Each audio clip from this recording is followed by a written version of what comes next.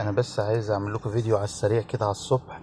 البوجيهات وفايدتها في العربية والنوع الكويس ده. مش الطب يا جماعة، ده مش الطب، بس يعتبر المنافس للطب. مش وحش ماشي، ولا هو الرديء، ولا هو المستوى تاني، لا. هو في مستوى اول 900 جنيه، وفي المستوى الاول برضو المنافس له بكام؟ ب 750. انا جايبه يا جماعه. البوجيهات دي مهمه جدا في توفير البنزين، البوجيهات دي مهمه جدا في عزم العربيه. النوع ده اهو اللي انا جايبه لكم هو ده النوع اللي انا بجربه، عشان كذا حد سالني.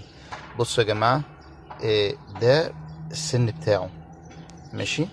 ده بيبقى بلوتونيوم.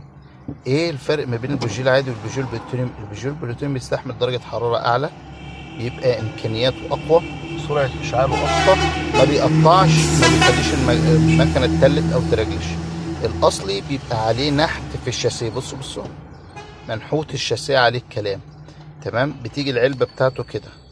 تمام. بيجي عليها الموديل بتاعه اهو. ده لو كتبتوه في جوجل هتلاقوه. الفيديو ده انا عامله على السريع صباح الخير ليكم، عشان نوع البوجيهات اللي انتوا بتسالوني عليها. ما ينفعش تجيب نوع رخيص، ما ينفعش تجيب نوع اغلى حاجه وتحط فلوسك على الارض. في حاجات تعتبر درجه اولى منافسه في سعر، في الفئه السعريه.